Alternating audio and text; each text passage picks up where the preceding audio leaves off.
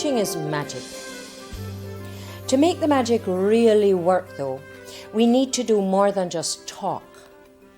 We need to do more than stand there and tell students what to think. Whether they realize it or not, in order to fully understand and retain knowledge, students themselves must be participants in the process. There is abundant empirical evidence that for what we might call real lasting learning to take place, students must be actively involved, not passively receiving information. In addition, the more passive they are, the less likely they are to retain the information which they gather. For the lecturer, active learning means developing and implementing activities to engage students as partners. Active learning is taking place when students are discussing issues, solving problems, sharing among themselves, and applying what they've learned. In this way, they become engaged in the acquisition of the knowledge.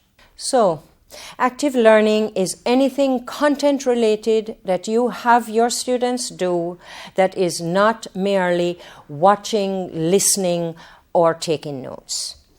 As we will see, this will often mean that there is need for students to think out loud and to walk about in the class, and that's okay. This all sounds wonderful, but we have content to cover, we have course outlines to complete. I can hear the objections. Sure, we know this. The idea here, though, is that we keep the lecture format, but we avoid making lecturing the only thing we do. We mix it up. So, we suggest that the class be divided into 15-minute blocks, each separated by short active learning segments. In any 1 hour, there may be 3 such segments, each lasting 5 minutes, maybe less. To begin, we have an interactive segment, letting the students know what lies ahead and brainstorming on a central concept, perhaps. This helps to lay a foundation of the knowledge which they already have and on which you are going to be building for the next hour or so. It sets the stage for active learning to take place. Another active learning segment might be designed to have students assessed in some way on the material which you have presented. In this way, we build assessment into the class, ensuring that our objectives are being met. Other segments can involve small groups of no more than 3 students, say. What they do is guided by the objectives which you have set for the class. So, depending on the subject area and the particular content being delivered that day, students could be formed to answer a question on content which has just been delivered in the last 15-minute block, say. They could solve a short problem. They could outline the solution for a longer problem, or really whatever might be relevant. And these groupings are possible even in lecture theatres with fixed seats, since students will be sharing with their immediate neighbours. Cooperative learning also promotes active learning. Let us focus on a strategy known as the Jigsaw method, which involves cooperative learning. The method allows for students to teach themselves through teaching others. It can be a means of introducing new content or of having students practice the application of procedures. In this demo, students learn how to improve on existing thesis statements. First, the lecturer sets a scene by presenting students with the background needed. What we're going to look at is writing effective thesis statements. There are 6 elements that you need to keep in mind. First, a thesis statement is a single sentence. It also limits the topic. It's an opinion, not a topic. It gives you an idea of what kind of support the topic needs. It also organizes the topic. And lastly, it needs to be stated very precisely. Students now form themselves into groups of 4 with their immediate neighbors. 4 different exercises, each numbered sequentially 1 through 4, are distributed to each group, and each student becomes associated with an exercise number. Well, that's nice. Okay, what kind of answers do you have? Do you have anything? Yes, I do. Okay, what about you? Yeah, we finish. Now that we know how to identify an effective thesis, we're going to learn how to write it. Please look at the bottom of your worksheet. Everybody has a numbered thesis. I would like all of you with a number 1 to form a group here, all number 2s behind me, number 3 over here, and number 4 over here. Now students regroup by exercise number, so that all students assigned number 1 are in the same group, and those assigned number 2 are in a separate group, and so on.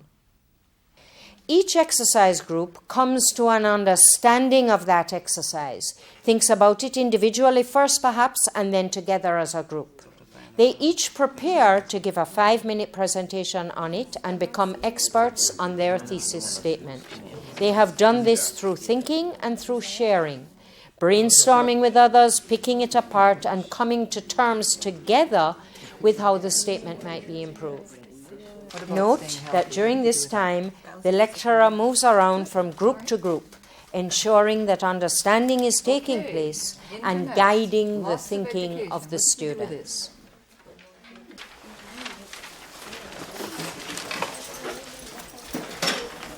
Original groups now reform. Each student in the group is an expert on the thesis statement they are associated with. Each in turn explains to the group how their thesis statement ought to be revised and why. According to what Alright, yeah.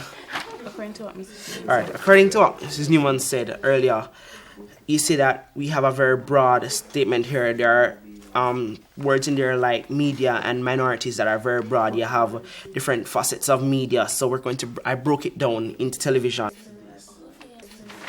Okay, we started out with a very general statement. Nutrition is important in staying healthy. So what we did is that you find the key terms, which are nutrition and staying healthy. They are very general and they can be broken down or refined even more. So for nutrition, we refined it to something like having a balanced diet, because that's a part of staying healthy.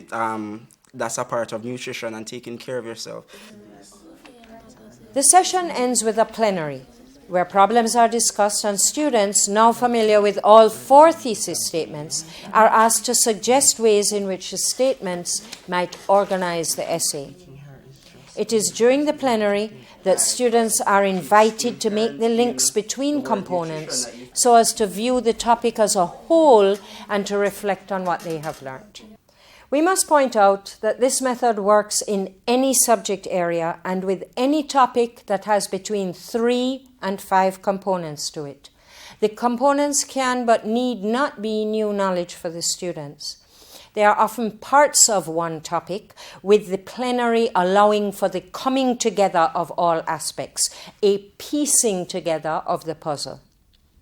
Importantly, students learn from their peers and are responsible for teaching what they have learnt so that they become partners in their own learning. This takes the focus away from the teacher, who becomes more like a facilitator. It requires a full participation and engagement of every student in the group. So students don't learn how to write thesis statements from hearing how they ought to be written. They learn by doing, by constructing their own learning. In this and other active learning activities, the higher order learning of Bloom's taxonomy of educational objectives is being focused on, since, as we have seen, they promote problem solving and critical thinking, and since they allow for the manipulation of materials, analysis, synthesis, and the evaluation of the information.